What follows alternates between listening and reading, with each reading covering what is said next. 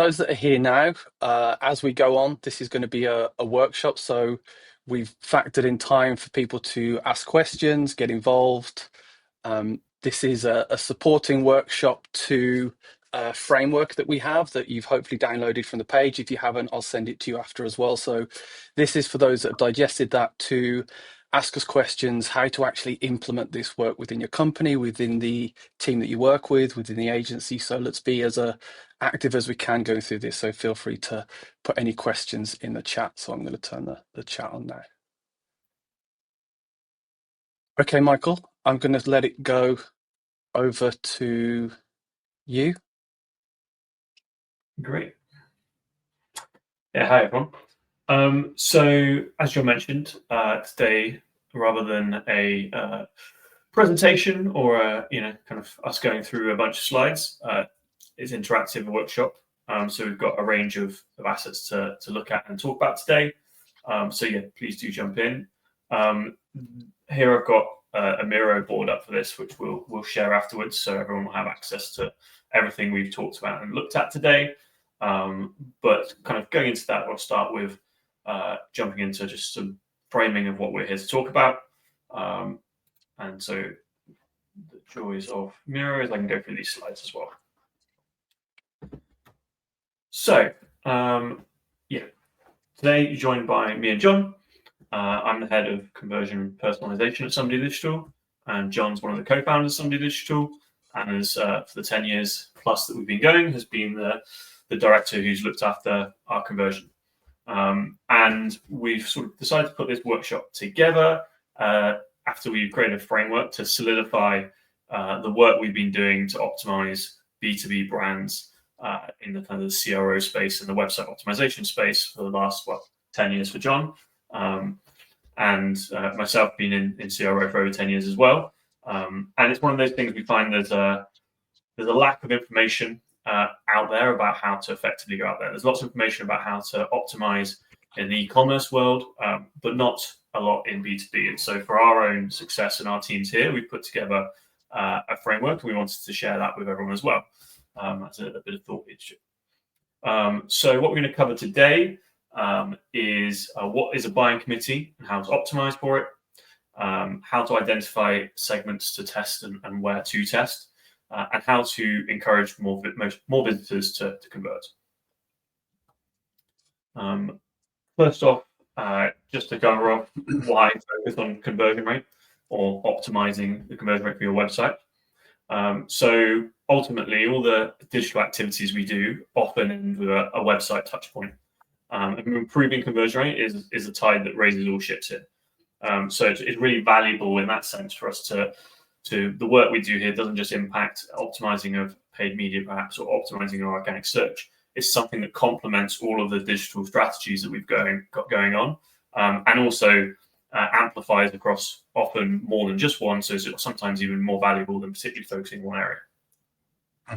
And just to add to that, we speak to so many clients, existing clients or new people that we're speaking to, where media budgets have often been reduced at the moment as well. So being able to get more from the traffic you're already getting is more important than ever. So we'll often say that increasing the conversion rate, if everything else remained the same, if you don't have the extra media budget, still gives you that ability to get more value from the traffic that you're already getting. Yeah, and that moves on a little bit into the current B2B landscape in that sense. So with the addition of the last 2 years of AI and how that's changing search in general, we see search with a lot more zero clicks. We see potential customers educating themselves outside of our own ecosystem and more in LLMs. And also we see buying committees in general get bigger. I think that is from a Forrester report, I think you were saying, John, around how the size has grown. I think was it 6 to 12 potentially. So yeah, we've got this changing landscape, and so really that means it's more important than ever to improve the performance from the traffic you do have on your website, which is what we're here to talk about today. First off, I think just to kind of loop back around to that, conversion rate or optimizing kind of the conversion rate of our potential customers is really important because it's one of the 3 key kind of revenue drivers that we have access to. So there's the number of visitors that we bring to the business, to our website. There's the rate that we convert them at, and then there's the revenue we generate from the lifetime customer spend. These all go towards creating revenue. So traditionally, a lot of businesses have focused really on acquiring those visitors and not necessarily investing in actually improving the conversion rate of those. But it's an equal lever in that equation. So why is B2B optimization different? Touched on this already, but sort of how to optimize in a direct-to-consumer world where there's an individual is a well-trodden and well-spoken about path. But in B2B, we have different challenges that make it slightly different to potentially look at other strategies that people are deploying across the whole sort of optimization and personalization space. So we have multiple stakeholders most of the time in B2B. So we're optimizing for more than one person. Often we have much longer sales cycles, with much more complex winding buyer paths where people enter in the stages and different parts of your website and your journey at different times. And combining that are very diverse entry points into how they may have come across the business, who's introduced them. It's kind of a lot less web-based, and often website is a touch point, but at different entry points. And then all these different people have different information requirements. So we can't just continue to optimize for one ideal customer. We've got multiple stakeholders involved. Go ahead, John. I think the other factor in that as well, to my point earlier, is we're seeing a lot less traffic come to websites now due to AI overviews and LLMs. But the reality was, even before the last kind of 12, 24 months, B2B traffic is just lower anyway. So it's diluted across more people. There's a lot less traffic. So those kind of e-commerce plays of getting to statistical significance to be able to run lots of different tests, it's not really a tool that we have. So by having this lens that we're going to go through here allows you to factor all those things in when you're trying to get more from all these issues that you can see on the screen here, and low traffic as well. Yeah, spot on. And so all those reasons is why we've created the appropriately named Test What Matters framework. So that's available online. We'll share this with all attendees afterwards. But this was basically, I think as mentioned at the beginning, accumulation of our knowledge and experience of optimizing B2B websites, but we wanted to consolidate into a framework that we can use to apply that, because I think as John was talking on there, B2B is a very different space to optimize. And often we talk to people who kind of are sat in a world where they don't know where to start compared to the sort of the things that are out there in terms of a B2C space. The framework itself is made up of 3 pillars, and we'll go through all of them today in how to practically apply them. There's more context in sort of a more academic sense in the framework. But those are, first pillar we'll talk about, so the buying committee sales playbook. Second one is around journey friction mapping. And the third one, motivation and friction analysis. So we'll get more into those in a second. But yeah, kind of what's on the agenda today. So unless there's any immediate questions, I'll jump into talking about the first pillar. Yeah, if anybody has any questions, feel free to put them in the chat at any point. Yeah. John will be my budding assistant today to read out any questions that come in for me. So pillar 1, optimizing for the B2B buying committee. Committees, not individuals. So yeah, ultimately, that's what we're talking about here, that we're not in the world of optimizing for just one person, one individual. We've got a committee to do it. And what that means is a number of decision makers, conflicting priorities of what everyone in that organization wants to achieve and what their mandate is, and longer, more complex decision cycles. And this is a range of B2B, and everyone's got slightly different organization, different people they sell for, a very different product. But this is kind of the 3 factors that make this a different space to work in. Here is an example of a committee, kind of leaning on that there. We wanted to put something in that's an example that we can work off, we can look at, but everyone's buying committee is very different. and that really depends on the potential customers you have and the products that you're selling. Here you can see we started with a kind of a fairly simple and not a new invention in the world of B2B. So the economic buyer, the person who owns budget and approves the final spend. Technical evaluators, so people who vet security, integration, and implementation of things. End users, so the team will be using the product in the day-to-day. Procurement leads, so people who negotiate terms, conditions, and pricing. The champion, so your internal advocate, the person who sees the initial need for what you might be offering and coming to speak to you. And the executive sponsor, the person who ensures kind of strategically alignment across the business outcomes, usually the person who often will rubber stamp this as a kind of something for their organization to use or purchase.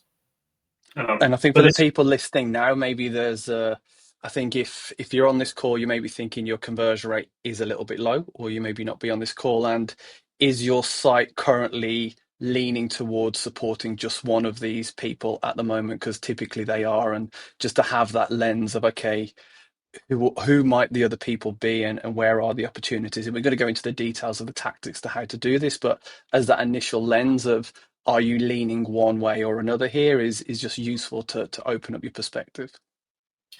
Yeah, completely. And also, I think it's worth touching that this is an example of a B2B buying committee.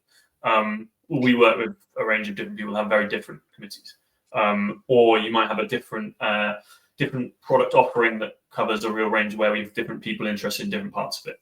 And that's all something that you can define and spell out. But if you're not looking at this from the start, you're not going to start to optimize for those relevant decisions. And so, as if I planned it, you end up with a generic one-size-fits-all approach to your website and content, which isn't going to work. The old adage of he who serves many masters satisfies none.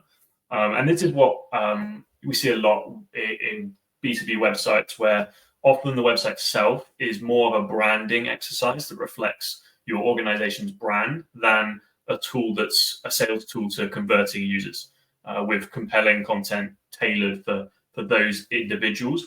And that tends to be more of a generic, nice branding exercise, but what can we learn? How can we sell from it? So first step is to identify the customer's buying committee. And the best way to do this is by mapping your sales process. So your sales team is the window into the customer's committee. They have the most interaction with successful sales processes and those that fall off and fail. And by interviewing your sales team and talking to them about this, you should be able to bring out those insights of, okay, what people do we talk to in the journey? Who have we been introduced to in certain points? What roles do they fill to begin to build that out? And the first thing we'd recommend to do with that information is visualize your committee in a journey they take, so map that journey. So here's an example, taking the committee we had previously. We've mapped them across an awareness through to implementation timeline in that sense. So rather than a simple like steps in a journey, as it were, it's that consideration phase. So starting with awareness through to education, consideration and evaluation, and then decision implementation. And you can see here we've begun to map at each of these stages where we think those members of the buying committee are there. So simply take it from one step to the side. Awareness, the champion, the person who identifies the problem and need, potentially finds your brand and becomes aware about you. They then might introduce the end users, who are the people who are going to be using this day-to-day to validate that need that they've identified. Then into consideration. So this is where you start then bringing in, you've kind of concept, you've got more people involved. So here, the example of the technical evaluators to see actually, will this work with what we're doing? How can we implement it? The economic buyer, again, the person who's going to have to figure out how they pay for this in the budget and all those sort of things. And so on and so forth into kind of how this committee works.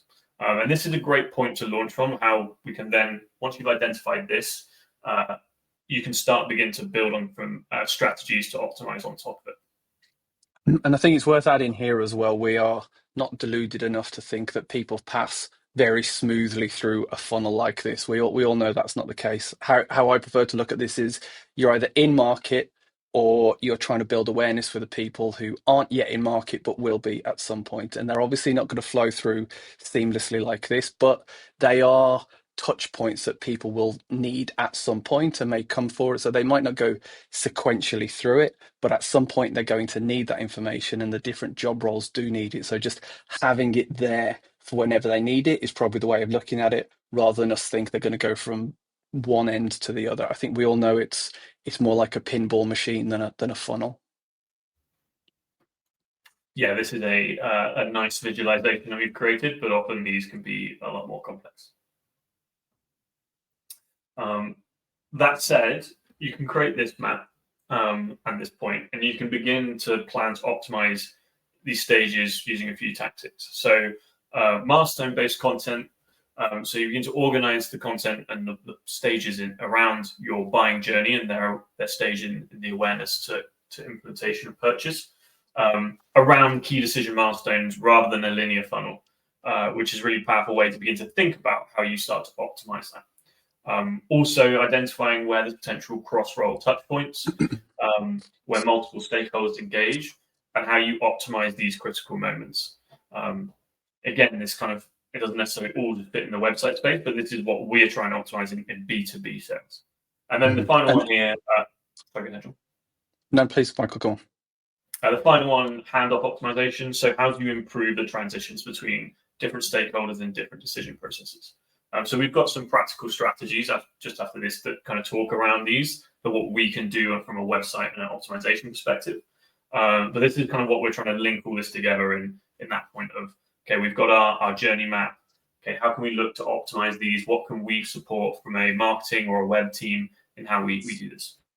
Mm-hmm. And the thing I wanted to add was, again, this is dream life, right? Most of the people on this call are going to be senior people that are managing teams or agencies to do this. This is a collaborative conversation to speak to the paid media team, the SEO team, the sales team of what do we see these touch points are. See, some people may be able to join the dots differently to the marketing team. So I think to get lots of people involved at this point, to be collaborative, to see all this, gets all the information together. Then you as the marketing leaders and the teams can then start to pull that together to decide how you're going to act on it. Yeah, excellent. So first overall kind of strategy that deploying optimization is role-specific content. So particularly referencing our buying committee we're talking about here, people can have a more technical role, people can be end users, people can be more interested in the ROI that it's going to bring the business. Or if you've got multiple products, they could be also interested in different parts of what your offering is. And tailoring what the website offers to those individuals really allows us to move away from that generic, we're not satisfying anyone with what we've got here. There's a few ways that you can start to do that. As we don't all sit in an ideal world where we've got this nicely laid out.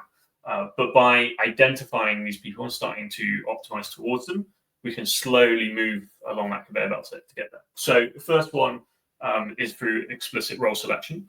So we can give people the option to opt into saying, I am this person looking for this. I am interested in this particular product you're offering. I am interested in how we implement technically with our tech stack. Instantly, we can start to say, okay, if that's what you're looking for, we can serve you the information you need and help you reach your conversion goal that's going to help, hopefully, us sell to you as an organization. The next one, behavioral segmentation. So people can explicitly tell us what they're doing, but also we can infer a lot about what segment and what role you might fall into from what you do on our website and what you've interacted with. So there's some examples we'll look at the end of this section of other websites and how that can work.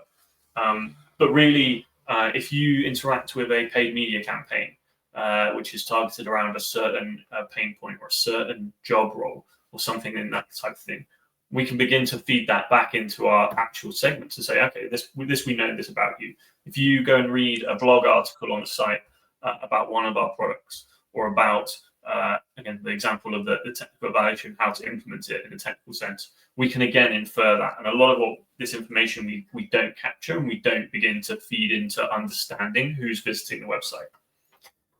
The other options, guided pathways. So again, thinking about the optimization of your website from that perspective of, okay, these types of people might be coming to it. How do I give them a route through navigation to say, okay, you're looking for this, here's that type of content. And then finally, content filtering.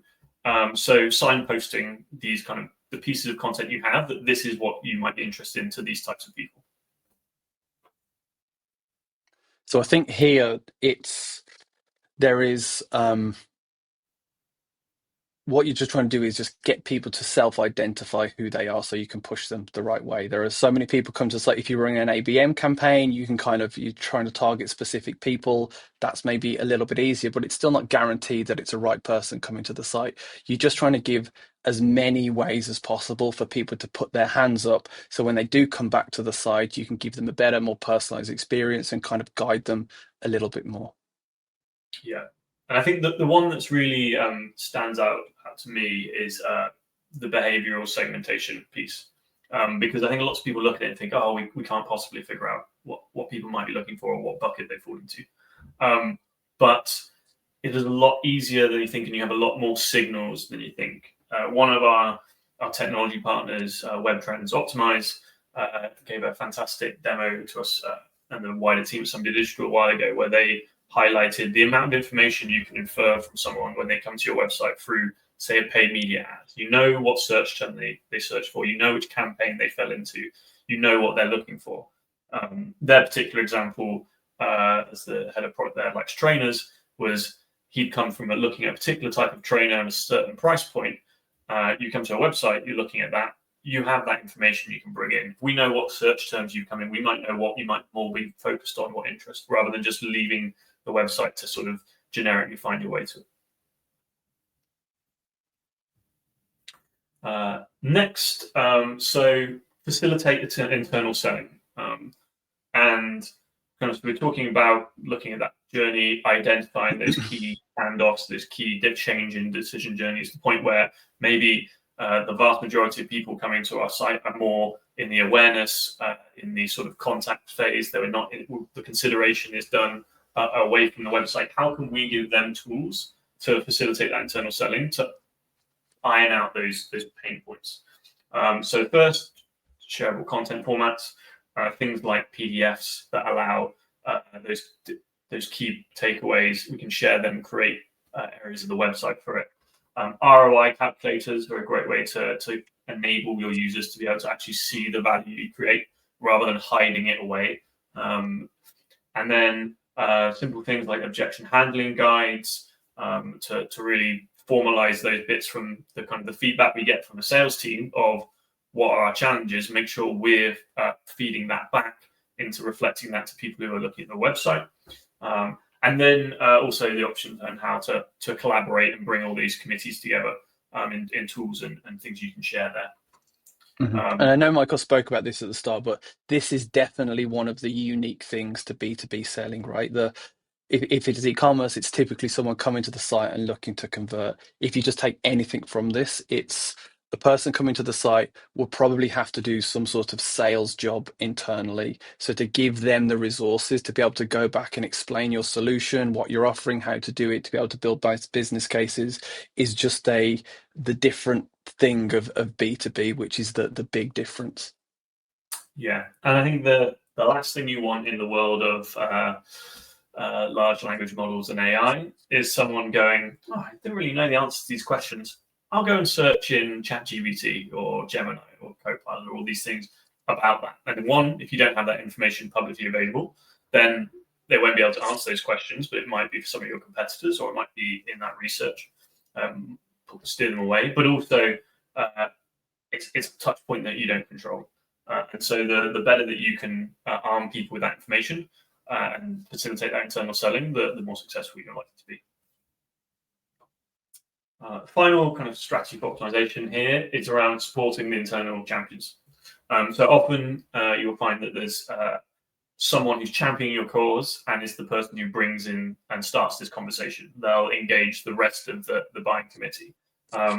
This isn't a unique thing in the world of some B2B. It's obviously we're an agency, we're in the B2B world. This is how we find most of our conversations begin, when we start talking with someone who is finding a pain point, and then we go and end up speaking to the rest of the team and different people who fill that committee. And so supporting that internal champion with all the things that they need to create a compelling business case is a really powerful way of optimizing this as well. So things like champion toolkits, so kind of a range of assets that support them trying to create that business case builders, objection response matrices, progress tracking tools, all ways to make sure that what we've learned from our sales process, from actual existing customers and people we didn't convert into customers from our sales team, how can we build those tools to support people through that sales journey?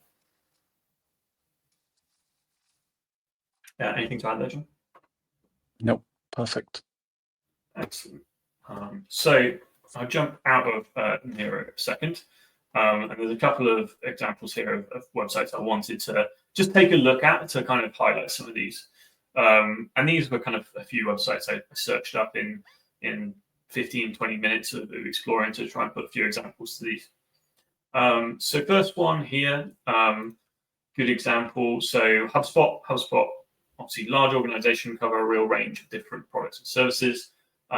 In their main navigation, they do a really nice way of highlighting the different arms of their business that you might be interested in. So marketing, sales, service, content. At this point, if you dive into some of these, you've given an implicit signal to HubSpot about what content and what you're interested in. So when I come back, there's an opportunity to then, not be hitting me again with the whole, what am I looking for, but pushing, if I'm going to the sales hub, this person is clearly interested in some capacity in our sales offering. How do we make that more prominent to them? The other example here, so this is the HubSpot blog, and they begin to categorize their content. So here it's a case of marking out, these are marketing-related articles, SEAL marketing-related articles. Here is service, and so on and so forth. So really simple, but again, it allows me to self-identify what I'm interested in and group it.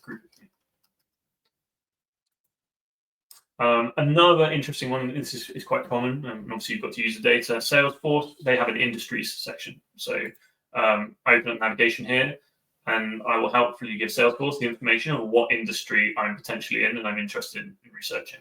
And so take that information and store it away. You go from not knowing anything about a user to what industries they're potentially interested in finding out about, what they may be in, and reflecting similar content back to them as options or testimonials or our potential value to that sector is really powerful. And that also filters much further up funnel. Right now, we're talking about website optimization, but if you are smart with that, if you then enrich your paid media targeting or all the other advertising you're doing, that person has now self-selected that they're interested in accounting, for example. You can have much sharper marketing and targeting higher up the funnel as well. So yeah, although we're talking about optimization of the website, have a bigger lens and think where you can use that information as well. It sounds obvious, but not so many people are doing that kind of enrichment. Yeah, and realistically, optimization across this is all, and personalization is all about increasing the relevance of what we're showing people, and harnessing the points of intent. So we've got a limited amount of time. So when someone has an intent to in a certain stage to purchase, to find out more, making sure that we are there at the right time by also having the relevant things in front of them. Here is AWS pricing calculator. So the big, what should I go to AWS is obviously there are some competitors, but also should I build it myself? So they've got a nice calculator here that allows you to build that stack, create that ROI piece for yourself, which again, nice. There is another ROI calculator here for a business I'm not overly familiar with. Do Control, which is in security. They're kind of building a business case here. What's your business for? How many employees do you have? And a nice way of seeing what the potential ROI of this is and reflecting that and informing people. And finally, Content Square, which is a tool in the space of optimization. I don't know how I came up with looking at this website, but they do a really nice job in their navigation of when you go into solutions of, so they're a website optimization tool. All of these people will be using the same tool, whether you're in digital marketing, product design, UX, e-commerce, but you'll have a very different set of value proposition of what you might find useful. So they've created separate guided paths for these that kind of articulate the value that they bring to these certain types of teams. So again, folks, giving people the option to move down that what they focus for. And then if you're really clever, you can obviously capture that information about that user and begin to feed it back. Awesome. Any questions at all on that? Otherwise, that is the end of us talking about first pillar, and we move on to the journey mapping. No questions yet, Michael. Let's move on. Awesome. So, journey friction mapping, pillar 2. So here we're talking about understanding the what, the who, and the where. And this very much could be the first pillar in the framework. And I think particularly we're talking about B2B, so I think that's why we start with this. But this is the core of it is breaking that down, understanding the who, what, where. And the next bit I'm going to talk about, which may be a surprise to someone who works in the field of conversion rate optimization, but overall, top-line conversion rate is a flawed metric. It doesn't have a lot of nuance to it, and really to understand it, we need to dig into what our top-line conversion rate is and understand it on a segmented level. Here, I've put a really simple example together of paid search and organic traffic. We've got 10,000 users, paid search, 5,000 organic traffic. Paid search converts at 5%, organic traffic 2.5%. So we've got a 4.16% conversion rate on our website. And in the example, if you haven't got to get away, I've decreased the conversion rate here. And what's happened is we've had a change in traffic mix. So we've now got 10,000 organic, 5,000 paid search. They're both still converting at the same rate. But obviously, because of our change in our traffic mix, our conversion rate's decreased. So you could look at this and think, oh, something terrible has happened to the website. Something's broken. We're converting much less traffic. But actually, it's the nuance of those segments that is driving the change. And so this is the first step into this whole section, is about segmenting your traffic is key in beginning to break that down. Mm-hmm. And I think there's two places where that conversation is useful. I think when you're having conversations at the board level, when you're trying to explain what's going on, if people want overall convert, if only we converted the whole website at 1% more, how much more money would we make? I hear that a lot, so I know that kind of comes up. So just to have that in your bank to say that that's a bit of a flawed metric and to give them sensible ways of breaking it out. But then it's also good for you that we're going to go into the details here of, okay, where to focus your time, where you're going to get the biggest bang for your buck, because you can see the difference in conversion rates. Yeah, and I think the whole underlying strategy here is to utilize this segmentation to identify areas. So here is a typical how we break down and view a user segment, and recommend everyone views their websites in this way. So it's the variable we have here, channel type, that'll be interchangeable. We're going to talk more about the lenses that you can review that through. But we've broken this down to percentage of users, percentage of conversions, and conversion rate. And this gives us a really easy way to identify areas of underperformance. So in the dummy data example here, we can see 14% of our users come from paid social, but only 5% of our conversions. And that's because we've got a much lower conversion rate from that traffic source. So a potential area of underperformance for us to explore. The other kind of even more powerful side of this, though, is looking at what the value of an uplift would be in these areas. Very rare is it able, unless you've discovered something that's just fundamentally broken, where things are falling through, very rare is it we can turn around and deliver 100, 200% uplift overnight. So actually looking at what the value of a 5, 10, 15% uplift is will allow us to prioritize where those incremental gains will be valuable. And so you can see here that, yeah, at first glance, okay, paid social underperforming, and useful to know in our overall strategy. But also, actually, if we were to optimize an area, optimizing organic search in this case, which is our largest bulk of conversions, will give the largest incremental gains. So two things to balance in this is, again, identifying those areas that underperform and identifying those most valuable areas to optimize. And this is just a kind of cookie cutter example to introduce this. We'll now talk a bit more about how we combine this in the framework we put together, about the lenses to analyze this. And there's 3 of them here. So the first one is, you'll see maybe why we did the B2B section first. It is the customer segment. So identifying those segments that represent different roles within the committee. So if you can begin to isolate some of those people, and you may not be able to isolate all of them, or you may not be able to kind of have 100% of your traffic there. But if you start to pull those out, you can begin to look at the performance of those in your web data to the specific KPIs that you set the task to for those people.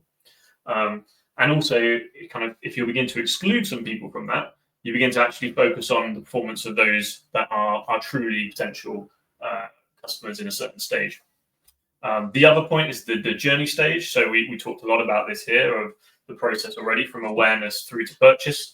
And again, can we begin to plot that and visualize people in those different stages for us to analyze? And then finally, interaction type. So there are many ways that customers and prospects can interact with us as an organization and a website. And this is where we can bring that variable in to begin to analyze and segment this as well. I'll now just go through very quickly each of those in a little more detail, just so you can kind of see it. So the customer segment here, again, we're talking about our committee role.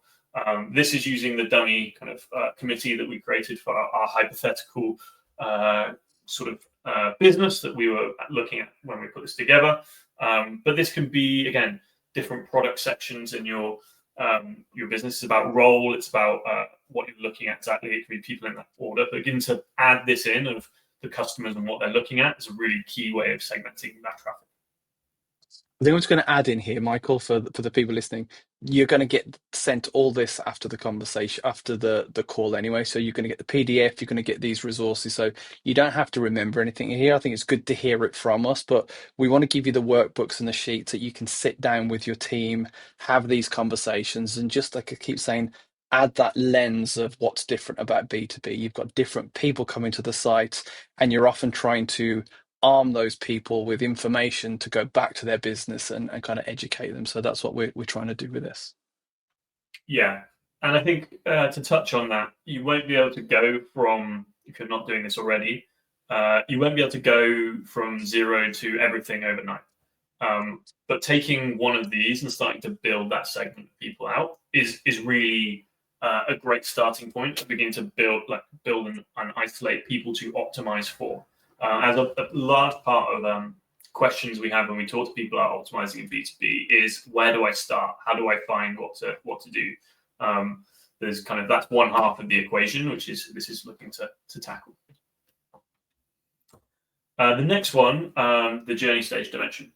So again, familiar with this from earlier talking about this, so awareness through to implementation. But what's also important to understand here is, okay, how do we begin to isolate these and break out people in that potential case? So there's one particular way you can do this, which is by looking at interactions of people who meet this and hit your KPIs for these kind of people in an awareness phase or an education phase consideration.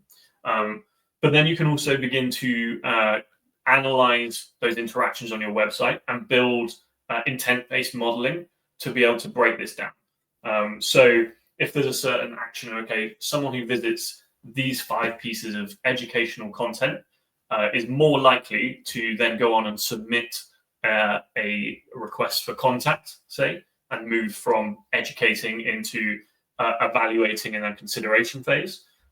We can build that out as to model, okay, what's the behavior of and find out what pages are relevant to people for who end up completing KPI. And so you can start to, rather than to look at this and go, okay, how do I even figure that out?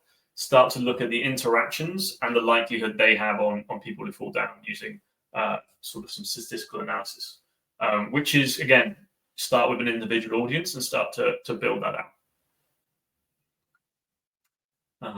And then finally, the interaction type mentioned. So this one, a little easier for those who are more familiar with web analytics. Is sometimes data we have, it's sometimes data we can track and begin to pull in. But there's a range of different interactions we can begin to segment by as well. So at the top, we've got some examples of whether you're on mobile, desktop, whether you've come by social, whether you've had in-person contact, phone contact that's led you to the website. We've got complexity, so actually the depth that you've gone into the website, whether you've interacted with certain content. Initiatives, so again, did we bring you to the website or did you find yourself come here? Functionality, so what were you doing on the website, seeking information, transactional visit, support, account management. And then kind of final one I think interesting to look at is, again, modality-based, which is a word that kind of not everyone knows meaning on, but that's basically what did you interact with? Did you interact with a video? Did you interact with a blog? All those things we can begin to bring into again segment again based on these interactions. And that all leads us to this very busy slide, which is kind of a step-by-step approach. Okay, how do we take each of those and begin to map them? And just after this, we've got an example of a tool that we've created to help bring that data into life. But you start by obviously figuring out what dimensions you can, how to identify them, and mapping that and bringing that data out of users interacting with it again on a user and a conversion basis.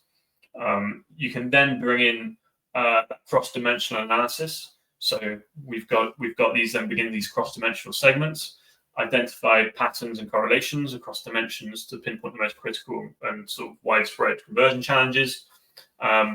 Once you've got those, there's two types of analysis we can do on kind of the point we've got here. So variance analysis. So actually, what's the difference between the people in these different stages, these different interaction types, these different journey stages, and trend analysis.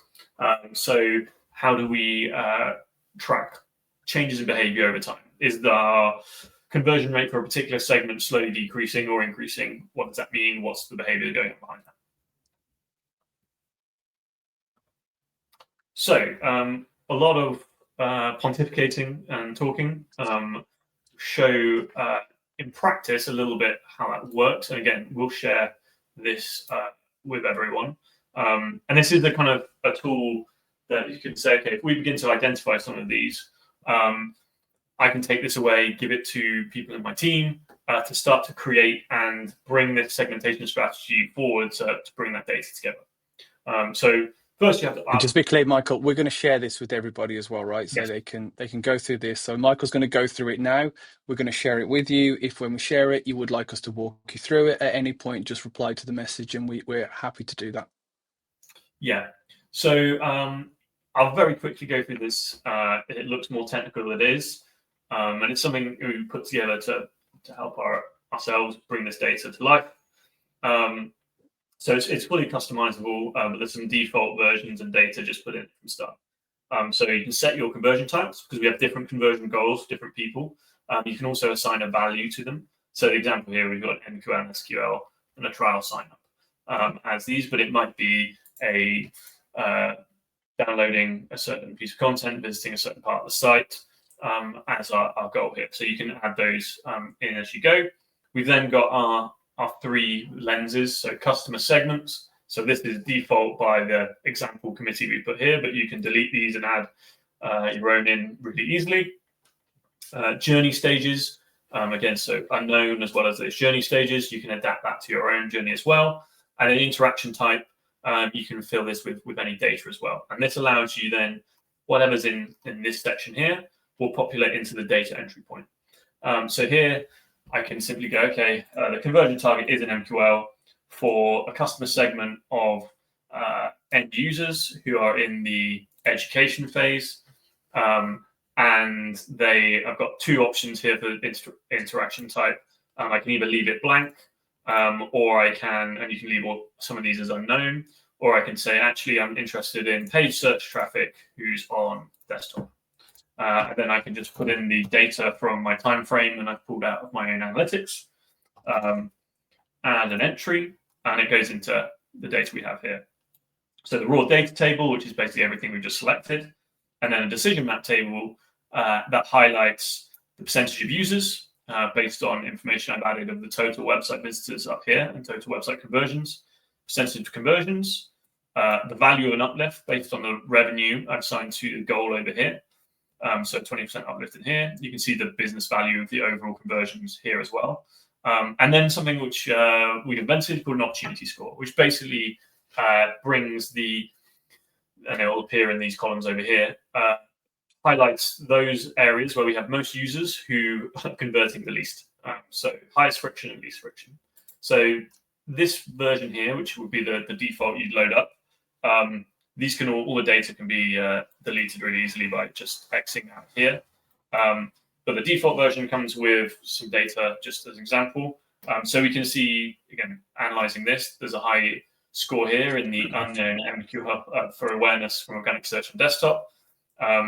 But again, begin to look in a dimension map. Okay, all right, where do I have the potential highest value from a 20% uplift in this section? And this allows CFOs taking that data and putting it constructively together for teams of people that you don't need to have sort of come up with this from scratch and create it. The other good thing about this is you can just select all of this and pop it into an Excel sheet. And so you've got that data there to move on with. Because not all of these segments will be, you want to view them side by side. You might want to start really simple and just use this as a framework to say, actually, at the moment, I don't know about my customer segment, my journey segment, but I do know about my traffic types and new versus returning users, or my what device they're on, and build that out as an interaction type to build that kind of table of seeing where we're performing. But Yeah, hopefully the effort. Yeah, this is great, Michael. The effort at the start is just getting the data together for this. So you might need to ask someone to help you pull it together. But this is a real nice crystallization of our entire framework of how we think, of how we analyze things, because there's kind of two things that we're trying to do. It's with the time and effort that we've got, where can we have the biggest impact? And this helps you pinpoint that. But also sometimes you're trying to do tests where it's not direct end conversions, but you can see people getting stuck higher up the funnel, and this just helps you identify that as well. So it's good for knowing where to test, but helps you also build business cases with other members of the team or with the board of where you want to put some effort. Yeah, this is the type of information that we've been, just on a simple, excluding customer segment journey stage, simple just interaction variables across the website, put in front of people for a long time. And it seems really simple. I always say this to John because I do this every day. It seems really simple to, we'll break this down, but actually it's really illuminating. And a number of people we put this in front of, it really helps explain why we're doing this or identify where we need to build a strategy for. Okay, these pages, this section of the site is interacted with by these people. This is where we're seeing a variance in conversion. And so, kind of hopefully this tool is useful in helping visualize that, and also giving to teams to be able to do that for it, to build that strategy of where are we going to look at, rather than maybe being stakeholder-led internally because someone likes to look at that page. But actually, we can start to look at the potential value this can generate for us, rather than being sort of, or letting the dog walk us in that sense. And evaluating CRO from changing button colors and moving stuff around to real data-driven optimization. Now you talk my language, Jim. So that is a tool. We will share it in a, so there's a notebook format that you can open it locally on your own browser. We're also looking at the moment of this week hosting it on the Sunday Digital website now that we've done this workshop for people. So finally, it wouldn't be a 3-pillar framework without the third pillar to talk about. This, I'm conscious of time. We said we've got 90 minutes, but we'll try and wrap this up quicker. Save everyone a bit of time. But the final pillar isn't as a longer one, but it's equally important, and it's around motivation and friction analysis. And by that we mean understanding So we look at where people drop off, but obviously we have to understand what challenges those users might be having. And so this is the kind of the diagnostic tool of, okay, we're understanding we're working in a complex environment in B2B. We're putting a framework in of how we optimize for that. We're looking at where people go and where they convert and where they don't. And now we need to look at actually what motivates people behind that. So we've broken this out into 5 drivers of conversion.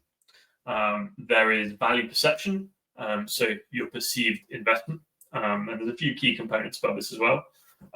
Credibility factor, so combining risk assessments and trust. Process simplicity, so this is really kind of actually how easy it is to find your way around your website, to use your website. No blockers there. Information clarity, so what you're talking about in the information you're displaying easy to understand? Does it make sense? And then incentives, so what are the perceived upside drivers that kind of drive people to actually convert?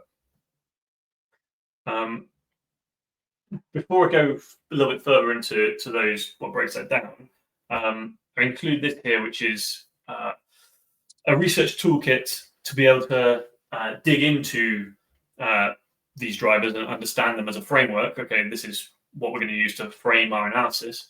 But actually, we have to go and analyze customers, users to do that. And this is a really nice way of viewing that, of different activities that we can do to begin to do some customer research. And it goes across 2 axes.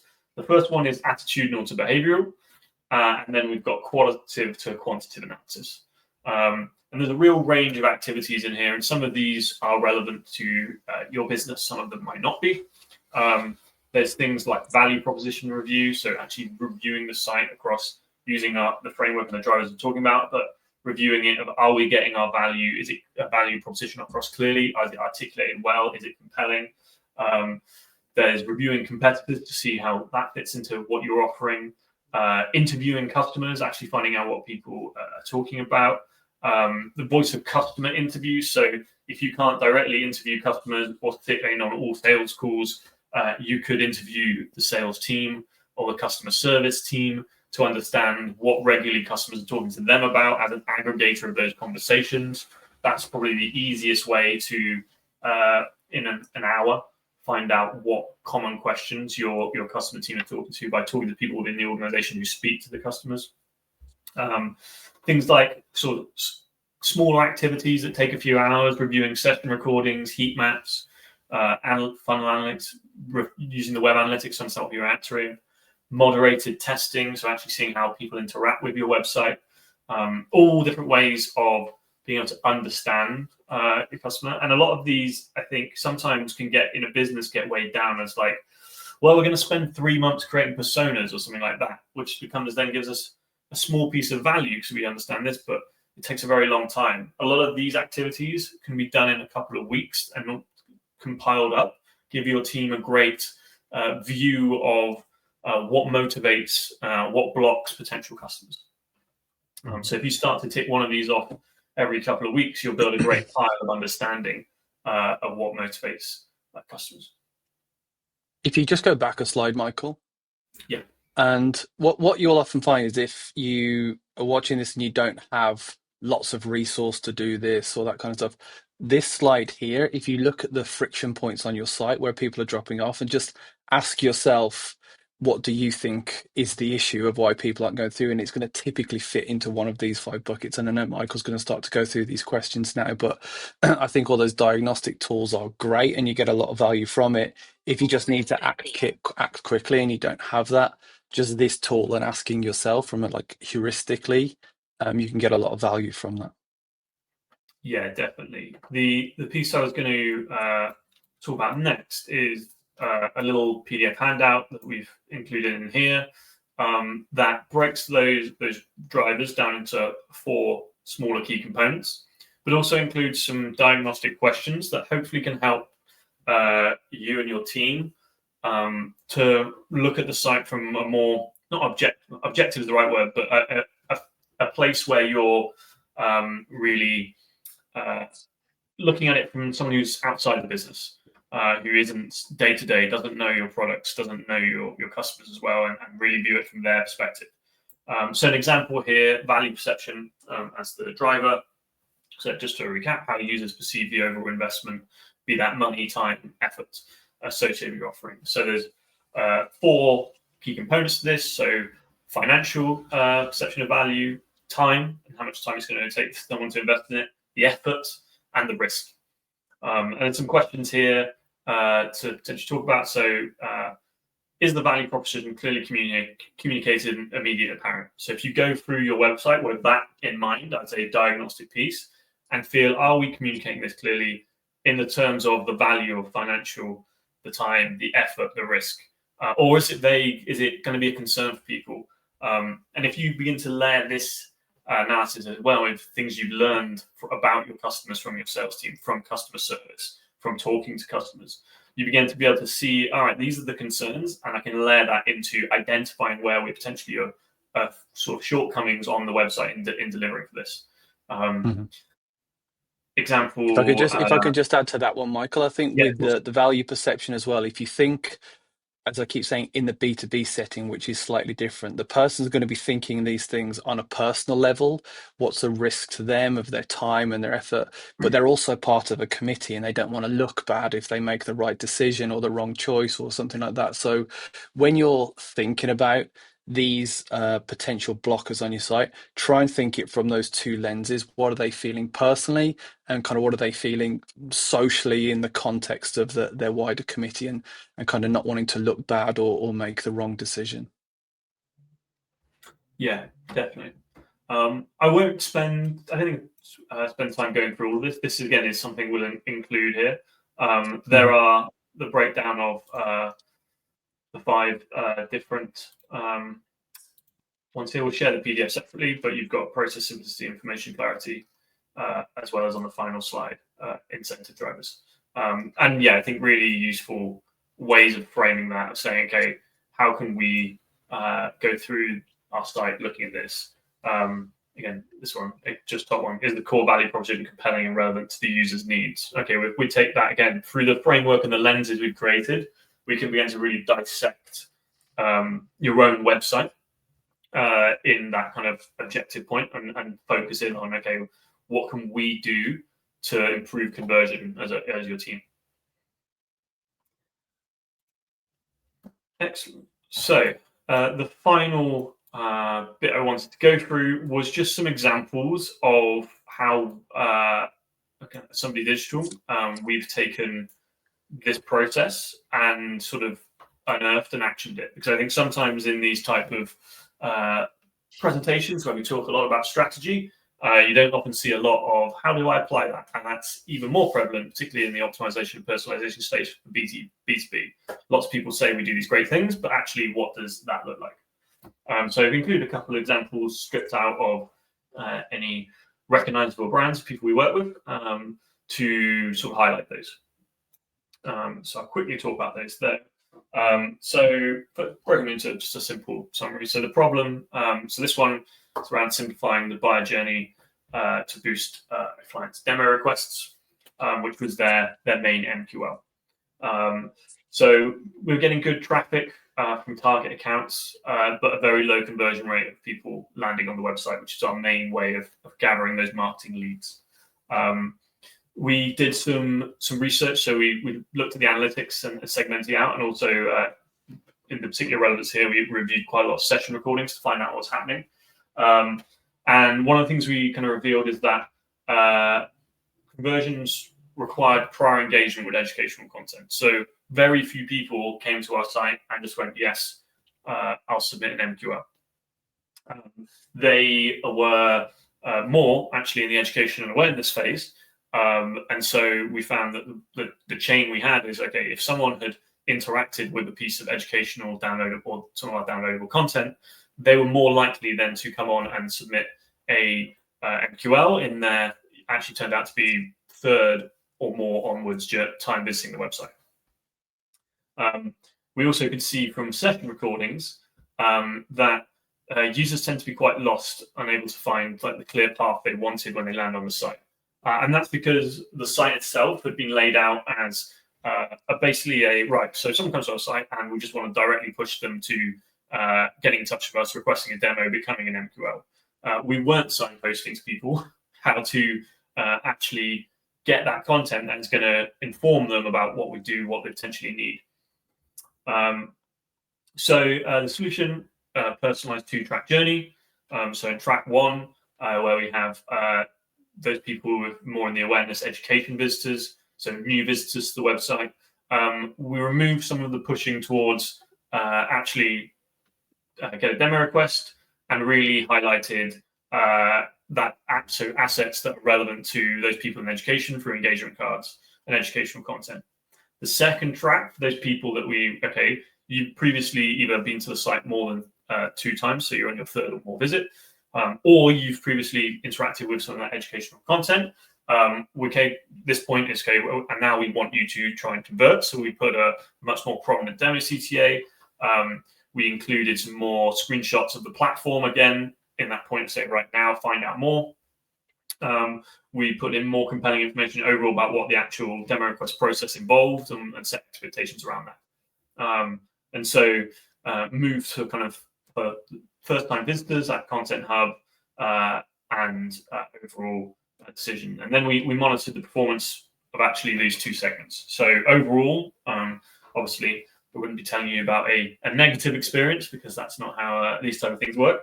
But overall, saw really good lift in those people actually making it to that educational content, those people actually downloading assets. And interestingly, which wasn't necessarily 100% expected, but also a really good lift in the engaged users actually making it to a demo request, and then increasing qualified demo requests. So a really positive point of what is in essence quite small scale personalization in what we're doing on the website, but it's really about who we're targeting and what moment they are, what their intent is on the site. And then finally, another example here, going back to my favorite thing I was talking about at the beginning around how we can ingest some of that behavioral data to infer about people. So this one, it's about increasing website relevance based on paid media campaign data. We're generating for this specific campaign good relevant traffic from targeted LinkedIn campaigns, but again, poor conversion on our gated content. We did some voice of the customer interviews and found out that, from our sales team, while the product offering we have was compelling, so for the clients, product offering was very compelling and market leading, no one actually really knew who they were in the space. They weren't the big player, and so overall lacked a bit of credibility and awareness. Overall, kind of from evaluating the website, everything was very generic. We weren't putting that a lot across. It's kind of expecting, okay, you've come here, you land on a brand you're not aware about. Why would I want to talk more? Solution here, several different parts we put into this. So from the LinkedIn ads of people coming to the site, we could infer which of, I think it was 3 product offerings in this case, you were interested in because you've interacted with something around that piece of content. Also from our campaigns, we're targeting people with specific job roles.